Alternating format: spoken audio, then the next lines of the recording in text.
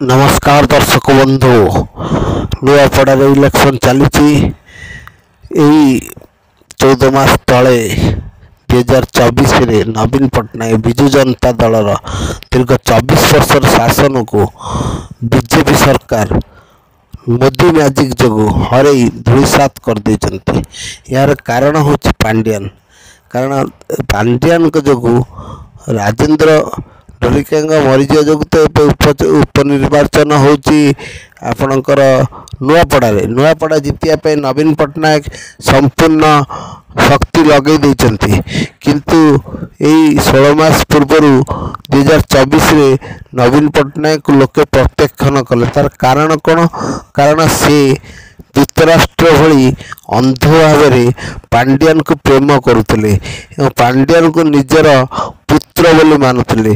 जमी दुर्योधन को अंध भाव भल पाउले तांकर बापा धृतराष्ट्र, तेणु धृतराष्ट्रंकर अंध प्रेम जो जमीती कौरव वंश बुड़ी जाइला से भाव में ओडिशार राजनीति रे नवीन पट्टनायक राजनीति बंधे बुड़ी जाइला। किंतु एबे नुआपड़ा उपनिर्वाचन समस्त नजर एबे उपनिर्वाचन जितिया सेठू घासीराम माझी एवं स्नेहाग्नि छुरिया एवं आपणकर राजेंद्र ढोलिका पुओ जय ढोलकिया लड़ुंट। जय ढोलकिया बीजेडी प्रार्थी थे किंतु निजर सुविधा से बीजेपी को पलैंती कारण सरकारी कल सपक्ष अच्छी। एबे से बीजेडी रे बबी दास नेतृत्व नौकरी।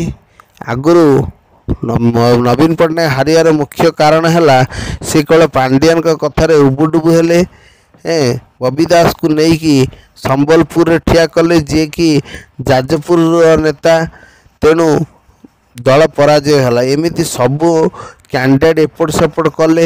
एक्चुअली नवीन पट्टनायक निजे भी जानती कौन चली, कारण नवीन पट्टनायक तो संपूर्ण भाव में पांड्यान को भल पाउले, तेणु पांड्यान जहाँ चाहिए ता कले, जहाँ फलस्वरूप बीजेडी 21 एमपी सीट्रु 21 जाकर बीजेडी हारी 20टा सीट नहीं बीजेपी, गोटे सीट नहीं कांग्रेस।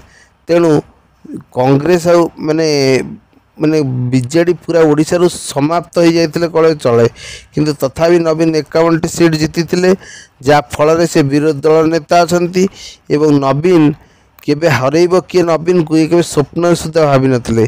किंतु कंटाबांजी लक्ष्मण बाग नवीन पट्टनायक को हरई, कारण नवीन पट्टनायक टोटाली कंटाबांजी जाई नथिले।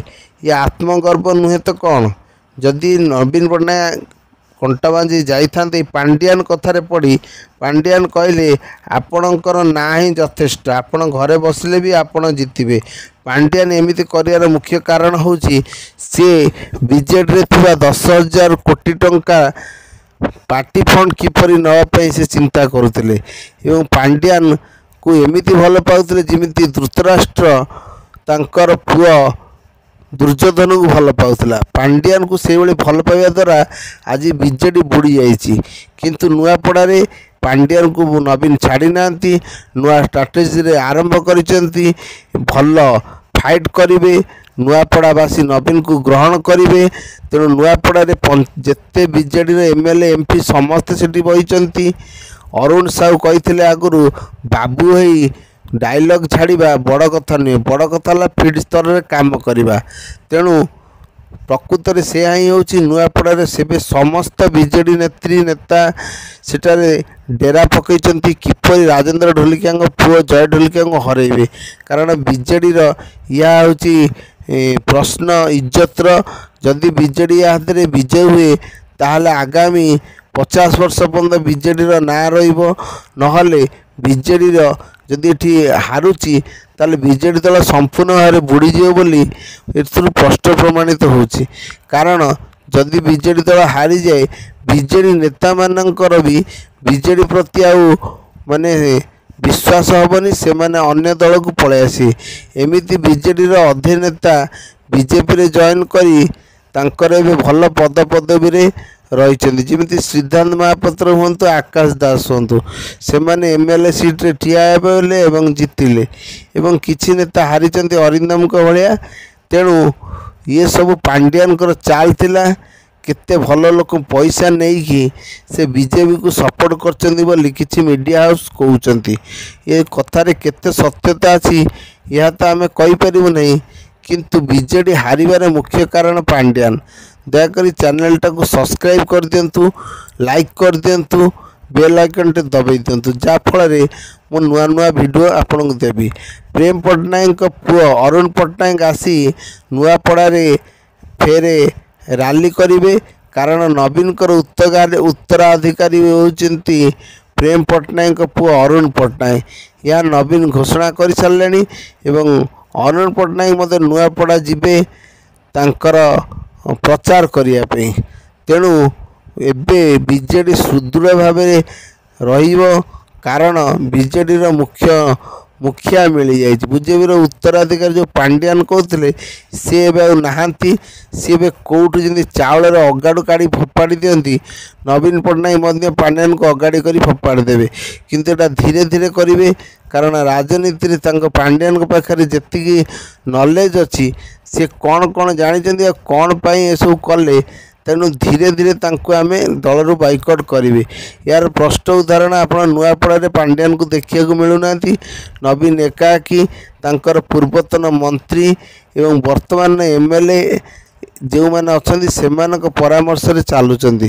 ତେଣୁ ନୂଆପଡ଼ା ବିଜୟ ହେବା ପାଇଁ ନବୀନ ସମସ୍ତ ପ୍ରୟାସ କରିଛନ୍ତି ଏବଂ ଏହା ପ୍ରଭୁ ଜଗନ୍ନାଥ ଚାହିଁଲେ ହିଁ ସଫଳ ହୋଇପାରିବ। କାରଣ ଯେଉଁ ଦଳ ଥରେ ହାରିଯାଇଥାଏ ସେ ଦଳ ଫେରେ ସରକାରକୁ ଫେରିବା ବହୁତ କଷ୍ଟକର, ତେଣୁ ବହୁତ ସମୟ ଲାଗେ। ଯେମିତି କେନ୍ଦ୍ରରେ ଆଉ ଗୋଟେ କଥା ହେଉଛି, ଆପଣଙ୍କର ବିଜୁ ସ୍ୱାସ୍ଥ୍ୟ କାର୍ଡ଼ରେ ମହିଳାମାନଙ୍କ ପାଇଁ 10 ଲକ୍ଷ ଥିଲା ଏବଂ ସ୍ତ୍ରୀ ଲୋକ ପାଇଁ 5 ଲକ୍ଷ ଥିଲା, ମୋଟରେ 15 ଲକ୍ଷ ଥିଲା। କିନ୍ତୁ ଆୟୁଷ୍ମାନ କାର୍ଡ଼ରେ ଟୋଟାଲି 5 ଲକ୍ଷ ଅଛି, ଯେଉଁଟାକି ବିଜେପି ପାଇଁ କାଳ ହେବ। ଏବଂ ବିଜେଡ଼ି ନେତାମାନେ ବିଜେଡ଼ି ଯେଉଁ ବହୁତ ଭଲ ନବୀନ ପଟ୍ଟନାୟକ କାମ କରିଥିଲେ, ଯେମିତି ମିଶନ ଶକ୍ତି ହେଉ, ଆଶା କର୍ମୀଙ୍କ ନିଯୁକ୍ତି ହେଉ, ବିଜୁ ସ୍ୱାସ୍ଥ୍ୟ କାର୍ଡ଼ ହେଉ, ଆହାର ଯୋଜନା ହେଉ, ଟଙ୍କିକିଆ ଚାଉଳ ହେଉ, ଏମିତି ସମସ୍ତ ପ୍ରକାର ସବୁ ଲୋକ ପାଇଁ କିଛି ନା କିଛି ଯୋଜନା କରି ନବୀନ ପଟ୍ଟନାୟକ ଦୀର୍ଘ 24 ବର୍ଷ ହେଲା ରାଜୁତି କରୁଥିଲେ। କିନ୍ତୁ ଏଇ ପାଣ୍ଡିଆନଙ୍କ ଯୋଗୁଁ ତାଙ୍କ ଦଳ ଧୂଳିସାତ ହେଇଛି। ତେଣୁ ଏଥର ନୂଆପଡ଼ା ବିଜୟ ହେଇ ପାଣ୍ଡିଆନକୁ ବିଦା କରି ନବୀନ ଫେର ବିଜୟ ରଥରେ ବସିବେ ବୋଲି ଆଶା କରୁଛନ୍ତି।